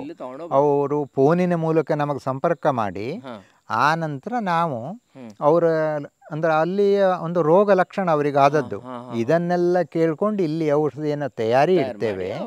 ಆ ನಂತರ ಅವರು ಬಂದ ನಂತರ ನಾವು ಮತ್ತೆ ಮುಖಾಮುಖಿಯಾಗಿ ನೋಡ್ಕೊಳ್ಳಿಕ್ಕಾಗ್ತದೆ. ಹೌದು ಹೌದು, ಇವರಿಗೆ ಜಾಡೆ ಬೇಕು ಅಥವಾ ಈಗ ಕಾಮೆಳೆ, ಕೆಲವೊಂದು ಶೀಕಿನ ಮೇಲೆ ನಾವು ಜಾಡೆ ಮಾಡುವುದಿಲ್ಲ. ಈ ಕೆಂಪು ಮುಟ್ಟು, ಬೆಳಿ ಮುಟ್ಟು ಅಥವಾ ಈ ಚೆವಿ, ಇದಕ್ಕೆಲ್ಲ ಜಾಡೆ ಬೇಕಾಗುದಿಲ್ಲ. ಇನ್ನು ಕೆಲವು ಸರ್ಪ್ ಸುತ್ತು, ವ್ಯಾಧಿ, ಹೌದು, ಅಥವಾ ಒಂದು ಬಾವ್ ಆಯ್ತು, ಬಾವ್ ಒಂದು ದೊಡ್ಡ ಒಂದು ಗುಳ್ಳೆ ತರ ಬರ್ತದೆ, ಗಟ್ಟಿರ್ತದೆ, ಅದಕ್ಕೆಲ್ಲ ಜಾಡೆ ಬೇಕಾಗ್ತದೆ. ಹಾಗೆ ಮಾಡಿ ಫೋನ್ ಮೂಲಕ ಸಂಪರ್ಕ ಮಾಡಿದಾಗಲೇ ನಮಗೆಲ್ಲ ಅದು ಅಂದಾಜು ಆಗ್ತದೆ. ಆದರೂ ಇಲ್ಲಿ ಬಂದಾಗ ನೋಡಿಕೊಂಡು ಮತ್ತೊಮ್ಮೆ ಚಿಕಿತ್ಸೆ ಮಾಡ್ತೇವೆ. ಹೌದು ಹೌದು, ಅದು ಅಲ್ಲ ಒಳ್ಳೆ ವ್ಯವಸ್ಥೆ. ಯಾಕಂದ್ರೆ ನೀವು ಅಲ್ಲಿ ಕಳಿಸಿಕೊಡೋದಕ್ಕಿಂತನೂ ಇಲ್ಲಿ ನೀವು ಬಂದು ಚಿಕಿತ್ಸೆ ಮಾಡಿ ಕೊಡೋದು ಉತ್ತಮ ಒಂದು ಸಂಪ್ರದಾಯ. ಹೌದು, ನಮ್ಮದು ಅದೇ ಪದ್ಧತಿ ಇದೆ. ಹೌದು, ಈಗ ತಾವು ಇದಕ್ಕೆ ಎಷ್ಟು ಸಂಭಾವನೆ ಅಂತ ಅಥವಾ ಯಾವ ತರ ಇದೆಯಾ, ಹೇಗೆ ನಿಮ್ದು ಒಂದು ಪದ್ಧತಿಗಳು ಏನಾದ್ರು? ಹೌದು, ಅದು ಹಿಂದೆ ನಮ್ಮ ಪೂರ್ವಜರ ಕಾಲದಿಂದ ಹಿಡಿದು ದೇವರಿಗೆ 2 ಕಾಯಿ ಕೊಡುವುದು ಅಂತ ಹೇಳಿ ಪದ್ಧತಿ. ಆದ್ರೆ ಈಗ ಸಾಮಾನ್ಯ 10-15 ವರ್ಷ ಈಚೆಗೆ ನಾನು ಒಂದ್ಸಲ ಏನು ಬೇಡ ಅಂತ ಒಬ್ಬವ್ರ ಹತ್ರ ಹೇಳಿದ್ರು, ಇಲ್ಲ ಭಟ್ರೆ ನಿಮಗೂ ಇದರಲ್ಲಿ ಶ್ರಮ ಇರ್ತದೆ, ನಿಮಗೆ ಪೊಕ್ಕೋಟ್ ಯಾವುದೇ ಜನ ದುಡಿಲಿಕ್ಕೆ ಬರುವುದಿಲ್ಲ, ಹಾಗಾಗಿ ನಾವೇ ಖುಷಿಯಿಂದ ಹೋಗ್ತೇವೆ ಅಂತ ಹೇಳಿ ನಾನು ಬೇಡ ಹೇಳಿದ್ರು ಈಗಿನ ಕಾಲದಲ್ಲಿ ಕೊಟ್ಟೆ ಹೋಗ್ತಾರೆ. ಹೌದು, ಒಂದು ಸಮಾಜ ಸೇವೆಯನ್ನ ಯಾವುದು ಫಲಾಪೇಕ್ಷೆ ಇಲ್ಲದೆ ಮಾಡ್ತಾ ಇದ್ದಾರೆ. ಹೌದು, ಹಾಗೆ ನಮ್ಮ ಪೂರ್ವಜರಿಂದ ಮಾಡ್ತಾ ಬಂದದ್ದು. ಹೌದು, ಈಗ ನೀವು ಎಲ್ಲ ದಿವಸನೂ ಇದನ್ನೇ ಮಾಡುದಲ್ಲ, ಬೇರೆ ದಿವಸದಲ್ಲಿ ಏನು? ಬೇರೆ ದಿವಸದಲ್ಲಿ ನಮ್ಮದು ಕೃಷಿ, ನಮ್ಮ ತಂದೆಯವರು ಔಷಧಿ ಕೊಡುವಾಗ ನಾನು ಬರೀ ಕೃಷಿ ಕೆಲಸವನ್ನೇ ಆಗಿದ್ದೆ, ಅವರಿಗೆ ಔಷಧಿ ತಂದು ಕೊಡೋದು. ಇನ್ನು ಒಂದು ವೇಳೆ ಹಿಂಗೆ ಅಂತ ಅವ್ರು ಹೇಳುವಾಗ ಕೇಳ್ಕೊಳ್ಳೋದು. ಉಳಿದ ಸಮಯದಲ್ಲಿ ಕೃಷಿ ಉದ್ಯೋಗ ನಂದು. ಹೌದು, ನಮ್ಮದು ಈ ಔಷಧಿ ಇದರ ರಜೆ ದಿವಸದಲ್ಲಿ ನಮ್ದು ಕೃಷಿ ಉದ್ಯೋಗ. ಹೌದು ಹೌದು, ಕೃಷಿಯಲ್ಲಿ ತೆಂಗು, ಹೌದು, ಬಾಳೆ, ಅಡಿಕೆ ಇದನ್ನೆಲ್ಲ ಮಾಡ್ತೇವೆ. ಇವಾಗ ಭಟ್ರೆ, ಈಗ ನೀವು ಜಾಡೆ ಹಾಕುದು ಅಂತ ಹೇಳಿದ್ರಲ್ಲ, ಆ ಜಾಡೆಗೆ ಏನು ಮಂತ್ರೋಪದೇಶ ಇರ್ತದೆ? ಮಂತ್ರೋಪದೇಶವೇ ಇರ್ತದೆ ಭಟ್ರೆ. ಇವಾಗ ಜಾಡೆ ಹಾಕುದು ಅಂತ ಹೇಳಿದ್ರಲ್ಲ, ಹೌದು, ಆ ಜಾಡೆಗೆ ಏನಾದ್ರು ಮಂತ್ರೋಪದೇಶ ಇರ್ತದೆ? ಹಾಗೆ ಮಂತ್ರ ಮುಖಾಂತರ ಮಾಡೋದು? ಹೌದು, ಮಂತ್ರ ಮುಖಾಂತರನೇ ಮಾಡೋದು ಅದು. ಹೌದು, ಅದಕ್ಕೆ ತಾವು ಅನುಷ್ಠಾನಾದಿಗಳು? ಹೌದು, ಅನುಷ್ಠಾನಾದಿಗಳನ್ನು ಮಾಡಬೇಕಾಗ್ತದೆ. ಪಠಿಸಬೇಕಾಗ್ತದೆ. ಹೌದು, ನಿತ್ಯ ಪಠಿಸುವುದೇ ಅದು. ಮೂಲ ಮಂತ್ರ. ಹೌದು, ಆ ರೀತಿ ಅಂದ್ರೆ ನಮ್ಮ ಪೂರ್ವಜರಿಂದ ಬಂದದ್ದು ಅದು. ನಿಮ್ಗೆ ಉಪದೇಶ? ಹೌದು, ಉಪದೇಶ ಬಂದದ್ದು. ಹೌದು, ಅದೇ ನಾ ಹೇಳಿದ್ನಲ್ಲಿ ನಮ್ಮ ಕೋಣೆ ಮನೆ ವೆಂಕಟರಮ ಭಟ್ರು ಅಂದ್ರೆ ನಮ್ಮ ದೊಡ್ಡಪ್ಪ, ಅವರಿಂದ ನಮ್ಮ ತಂದೆಯವರಿಗೆ ಬಂತು, ನಮ್ಮ ತಂದೆಯವರಿಂದ ನನಗೆ ಬಂತು. ಹಾಗೆ ಅದು ಅಂದರೆ ಅವರು ನಮಗೆ ಉಪದೇಶ ಕೊಡುವಾಗಲೇ ಅದರ ದಿವಸ ಹಿಂಗೆ ಮಾಡ್ಕೋ ನೀನು ಅಂತ ಹೇಳ್ತಾರೆ ಅವರು. ಕೆಲವೊಂದು ನಿಯಮವನ್ನು ನಾವು ಪಾಲಿಸಬೇಕಾಗ್ತದೆ. ಅದಕ್ಕೆ ಒಂದು ರೀತಿ ಸಪ್ಪು ಇರ್ತದೆ. ಸಪ್ಪು ಅಂದರೆ ಇಷ್ಟಿಷ್ಟು ದೊಡ್ಡ ಟೊಂಗೆ, ಆ ಟೊಂಗೆನೇ ಮುರ್ಕೊಂಬಂದ್ಕೊಂಡು ನಾವು ಮಂತ್ರದಿಂದ ಜಾಡೆ ಹಾಕೋದು. ಹೌದು, ಅದಕ್ಕೆ ಒಂದು ಪದ್ಧತಿ ಇರ್ತದೆ. ಆ ಪದ್ಧತಿಯಲ್ಲಿ ನಾವು ಜಾಡೆ ಹಾಕೋದು. ಇವಟ್ರ ನಾ ಕೇಳಿದ್ದೀನಿ, ಈಗ ನೀವು ದೃಷ್ಟಿ ದೋಷಕ್ಕೂ ಸಹಿತ ತಾವು ಒಂದು ದಾರವನ್ನು ಅದು ಮಂತ್ರ ಮುಖಾಂತರನೇ.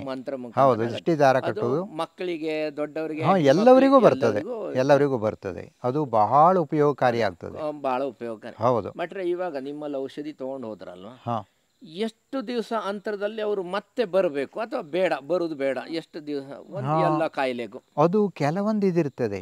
ಒಂದು ಸರ್ಪ್ ಸುತ್ತು ಒಬ್ಬರಿಗೆ ಒಂದು ಬಂದಾಗಲೇ ಒಂದು 2 ಜಾಡೆ ಹಾಕಿ ಔಷಧ ಕೊಟ್ಟುಬಿಟ್ರೆ ಅವ್ರಿಗೆ ಪರಿಣಾಮ ಆಗ್ತದೆ. ಕೆಲವೊಂದು ಕಾಯಿಲೆಗೆ ನಾವು 2ನೇ ಮತ್ತೆ ಬರ್ಲಿಕ್ಕೂ ಹೇಳ್ತೇವೆ. ಬರ್ಲಿಕ್ಕೆ ಹೇಳ್ತೇವೆಗಿಂತ ಮೊದಲು ಅವರಿಗೆ ಫೋನ್ ಮಾಡಿ ಅಂತ ಹೇಳ್ತೇವೆ ನಾವು.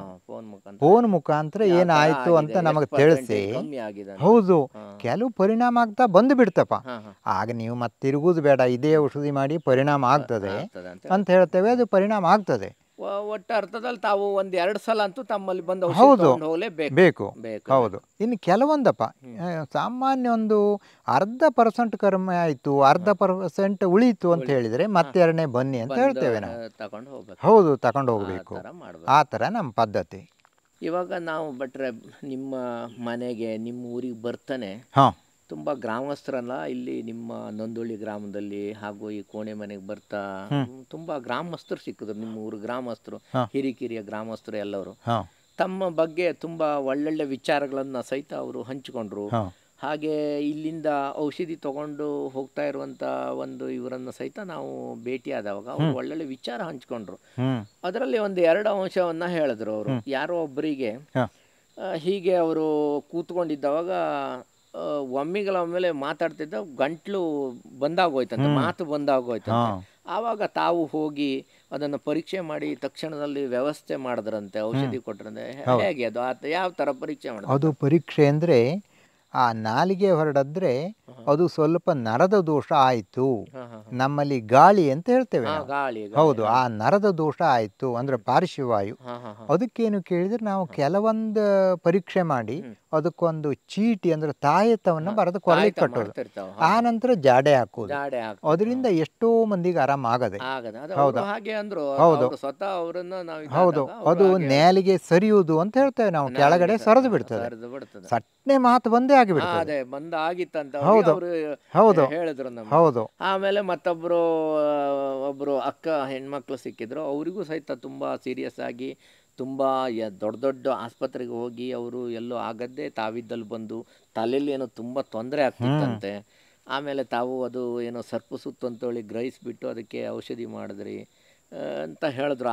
ತುಂಬಾ ಭಾವೋದ್ವೇಗವಾಗಿ ಮಾತಾಡಿದ್ರು, ತುಂಬಾ ತಮ್ಮ ಬಗ್ಗೆ ಹೆಚ್ಚಿಗೆ ಮಾತಾಡಿದ್ರು. ನಮ್ಗೆ ತುಂಬಾ ಖುಷಿ ಅನಿಸ್ತು, ಯಾಕಂದ್ರೆ ನಮ್ಮ ವಾಹಿನಿಗೆ ನಿಮ್ಮಂತ ಮುತ್ಸದ್ದಿಗಳು ತುಂಬಾ ಅವಶ್ಯಕತೆ ಇತ್ತು. ಇಲ್ಲ, ತುಂಬಾ ಅವಶ್ಯಕತೆ ಇತ್ತು, ಇಷ್ಟು ಸರಳ ಸಜ್ಜನಿಕೆಯ ವ್ಯಕ್ತಿಗಳ ಅವಶ್ಯಕತೆ ಇತ್ತು. ಹೇಗೆ ಅದು ತಾವು ಯಾವ ತರ ಗ್ರಹಿಸಿದ್ರಿ ಅದನ್ನ? ಅದು ಗ್ರಹಿಸುವುದು ಅಂದ್ರೆ ನಾವು ಕೆಲವೊಂದು ಅವರ ಕಣ್ಣಲ್ಲಿ ನೀರು ಬರ್ತದೆಯೋ ಅಥವಾ ತಲೆ ಎಕ್ಕದಮ್ಮ ಸೆಳಿತದೆಯೋ, ಉರಿ ಆಗ್ತದೆಯೋ, ಹಿಂಗೆಲ್ಲ ಅವ್ರ ಕೇಳ್ಕೊಂಡು ಕಡೆಗೆ ಅದಕ್ಕೂ ನಾವು ಜಾಡೆ ಮತ್ತೆ ಕೆಲವೊಂದ್ಸಲ ಚೀಟಿ, ಅವರಿಗೆ ಹೊಟ್ಟೆಗೆ ತಗೊಳ್ಳಿಕ್ಕೆ ಔಷಧಿ, ಹಚ್ಲಿಕ್ಕೆ ಔಷಧಿ ಅದನ್ನು ಕೊಡ್ತೇವೆ. ಆ ಜಾಡೆ ಹಾಕಿದ ನಂತರ ಕೆಲವು ಮಂದಿಗೆ ತಲೆ ಒಳಗೂ ಸರ್ಪ ಸುತ್ತ ಆಗ್ತದೆ. ಹೌದು, ಸರ್ಪ ಸುತ್ತು ಸ್ವಲ್ಪ ವ್ಯಾಧಿ ಅದು ಕಾಣುವುದಿಲ್ಲ. ಹೌದು, ಆಗ ನಾವು ಔಷಧ ಮಾಡಿದ್ರಿಂದ ಅದು ಪರಿಣಾಮ ಆಗ್ತದೆ. ಹೌದು, ಆ ರೀತಿ ಕೇಸು ಎಷ್ಟೋ ಸಿಗ್ತದೆ ನಮಗೆ. ಆ ತರದ ಕೇಸು ಪರಿಣಾಮ ಆಗ್ತದೆ. ಆದದ್ದು ಯಾವುದೇ ಸ್ಕ್ಯಾನಿಂಗ್ ಮಾಡಿದ್ರೆ ಅಥವಾ ಯಾವ್ದು ಮಾಡಿದ್ರು ಕಾಣುವಂತದಲ್ಲ. ಅಲ್ಲ, ಕಾಣುವಂತದಲ್ಲ, ಕಾಣ್ತದೆ. ಸ್ವಲ್ಪ ಎಲ್ಲೋ ಒಳಗೆ ನರಕ್ಕೆ ಕಜ್ಜಿ ಹಿಂಗಾಗದೆ ಅಂತ ಹೇಳಿದ್ರು ಕೂಡ ಅದು ಸರಿಯಾದ ಈ ಸರ್ಪ ಸುತ್ತಿಗೆಲ್ಲವ ಜಾಡಿಯೋ ಔಷಧಿಯೋ ಬಿದ್ದುವಿನ ಹಾಗೆ ಕಡಿಮೆ ಆಗೋದು ಕಷ್ಟ ಅದು.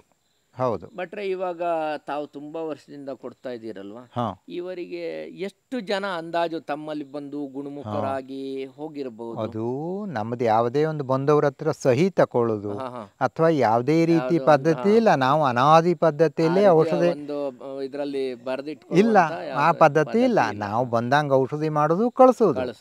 ಅಂತೂ ಒಂದು ದಿವಸ 10 ಜನ ಬರ್ತಾರೆ, ಒಂದ್ ದಿವಸ 15 ಜನ ಬರ್ತಾರೆ, ಒಂದ್ ದಿವಸ 15-20 ಜನ ಬಂದ್ರು. ಅಂತೂ ಸಾಮಾನ್ಯ ಈಗ ನಾನು ಕಲ್ತ ಮೇಲೆ ಒಂದು 20-25 ಸಾವಿರ ಜನ ಆಯ್ತು, 30 ಸಾವಿರ ಜನ ಆಯ್ತು. ಆ ರೀತಿ ಔಷಧಿ ಮಾಡಿ ಪರಿಣಾಮ ಆಗಿರಬಹುದು ಅಂತ ನಂದೊಂದು ಅನಿಸಿಕೆ. ಹೌದು, ಯಾಕಂದ್ರೆ ಗ್ರಾಮಸ್ಥರೆಲ್ಲ ಹೇಳ್ತಾ ಇದ್ರು ನಿಮ್ಮ ಇದ್ವಾಗ ನಾವು ಬರ್ಬೇಕಾದ್ರೆ 1 ಲಕ್ಷದಕ್ಕಿಂತ ಜಾಸ್ತಿ ಅವರು. ಹೌದು, ಹಂಗಾಗ್ತದೆ. ತುಂಬಾ ಜನರಿಗೆ ಹೌದು ಕಾಯಿಲೆ ಕಮ್ಮಿ. ಹೌದು, ಅಂದ್ರೆ ನನಗೆ ಬೆಳಿಗ್ಗೆ 10 ಗಂಟೆ ಇಷ್ಟು ದೇವ್ರ ಪೂಜೆಗೆ ಬೇಕಾಗ್ತದೆ. 8 ಗಂಟೆಯಿಂದಾನೇ ಜನ ಬಂದು ಕುಂತು ಬಿಡ್ತಾರೆ. ಹೌದು, ಪಾಪ ಅವ್ರ ಇದಕ್ಕೆ ಅವ್ರು ಬರ್ಬೇಕಾಯ್ತು. ಹೌದು, ಆದ್ರೂ ಅವರು ಯಾವುದೇ ಬೇಜಾರಿಲ್ಲದೆ ಕೂತ್ಕೊಳ್ತಾರೆ. ನಾನು ಹೊರಗೆ ಬಂದ ನಂತರ ಹೌದು ಅವರಿಗೆಲ್ಲ ಚಿಕಿತ್ಸೆ ಜಾಡಿಯೋ ಎಲ್ಲ ಮಾಡಿ ಕಳಿಸ್ತೇನೆ. ಹೌದು, ನಮಗೂ ಅಷ್ಟು ಶಾಂತತೆ ಬೇಕು. ಹೌದು, ತಾಳ್ಮೆ ಬೇಕು. ಹೌದು, ಅವರು ತಾಳ್ಮೆಯಿಂದ ಶ್ರದ್ಧೆಯಿಂದ ಕೂತ್ಕೊಳ್ತಾರೆ. ಆ ಶ್ರದ್ಧೆ ಬಹಳ ಮುಖ್ಯ. ಹೌದು ತುಂಬ ಹೌದು. ನಾರಾಯಣ ಭಟ್ರೆ, ತುಂಬ ಖುಷಿ ಆಯಿತು ತಮ್ಮಂಥ ಒಂದು ಮಹಾನ್ ಸಾಧಕರನ್ನು ಭೇಟಿಯಾಗಿ ತಮ್ಮ ಜೊತೆ ಇಷ್ಟು ಹೊತ್ತು ಅನುಭವವನ್ನು ಹಂಚಿಕೊಂಡಿದ್ದು ಹಾಗೂ ನಮ್ಮ ವೀಕ್ಷಕರಿಗೆ ತಮ್ಮ ಎಲ್ಲ ಅನುಭವಗಳನ್ನು ತಿಳಿಸಿದ್ದು ತುಂಬ ಖುಷಿ ಆಯಿತು. ನಿಮ್ಮ ಸಾಧನೆಗೆ ತುಂಬ ಅನಂತವಾದ ಧನ್ಯವಾದಗಳು ಭಟ್ರೆ. ನಮಸ್ಕಾರ. ನಮಸ್ಕಾರ. ನಮಸ್ಕಾರ. ಪ್ರಿಯ ವೀಕ್ಷಕರೇ, ಇಲ್ಲಿವರೆಗೆ ಶ್ರೀಯುತ ನಾರಾಯಣ್ ಮಹಾಬಲೇಶ್ವರ್ ಭಟ್ ಕೋಣೆಮನೆಯವರ ಒಳ್ಳೆಯ ಅನುಭವಗಳನ್ನು ಕೇಳಿದ್ದೀವಿ. ಅವ್ರ ಜೊತೆ ತುಂಬ ಸಮಯವನ್ನು ಕಳೆದಿದ್ದೀವಿ. ಅವರು ಔಷಧಿಯನ್ನು ಹೇಗೆ ತಗೊಳ್ಳೋದು, ಅವರು ಯಾವ ಥರ ಸಂಗ್ರಹ ಮಾಡ್ತಾರೆ, ಯಾವ ಥರ ಜನರು ಅದನ್ನು ತೊಗೊಂಡು ಪಥ್ಯ ಮಾಡಬೇಕು, ಯಾವ ಥರ ಅವರಿಗೆ ಬಂತು ಆ ಒಂದು ವಿದ್ಯೆ, ಯಾರಿಂದ ಉಪದೇಶ ಆಯಿತು, ಯಾವ ಥರ ಬಂತು ಹೇಳುವಂಥದ್ದು ಸವಿಸ್ತಾರವಾಗಿ ನಮಗೆ ತಿಳಿಸ್ಕೊಟ್ಟಿದ್ದಾರೆ. ಪ್ರಿಯ ವೀಕ್ಷಕರೇ, ನಾವು ಈ ವಾಹಿನಿಯ ಉದ್ದೇಶ, ಇಂಥ ಸಾಧಕರು ನಮ್ಮ ಉತ್ತರ ಕನ್ನಡದಾದ್ಯಂತ ತುಂಬ ಜನರಿದ್ದಾರೆ. ಅವರನ್ನೆಲ್ಲ ಹೋಗಿ ಸಂದರ್ಶನ ಮಾಡಿ ಮುಟ್ಟಿ ಅವರಿಗೆ ನಮ್ಮ ಉದ್ದೇಶವನ್ನು ಹೇಳಿ ಎಲ್ಲ ವೀಕ್ಷಕರಿಗೆ ಅವರ ಪರಿಚಯ ಮಾಡಿಸ್ಬೇಕಂತ ನಮ್ಮದೊಂದು ಮಹಾದೊಡ್ಡ ಧ್ಯೇಯ. ದಯವಿಟ್ಟು ತಾವೆಲ್ಲರೂ ಈ ಒಂದು ಒಳ್ಳೆಯ ಕಾರ್ಯಕ್ಕೆ ನಮ್ಮ ಜೊತೆ ನಿಲ್ತೀರಿ, ನಮಗೆ ಸಹಕರಿಸ್ತೀರಿ, ನಮಗೆ ಎಲ್ಲರೂ ಸಪೋರ್ಟ್ ಮಾಡ್ತೀರಿ ಅಂತ ನಂಬಿದ್ದೇವೆ. ಹಾಗೆ ನಮ್ಮ ವಾಹಿನಿಗೆ ತಾವೆಲ್ಲ ಸಬ್ಸ್ಕ್ರೈಬ್ ಮಾಡಿ, ಫಾಲೋ ಮಾಡಿ, ಶೇರ್ ಮಾಡಿ.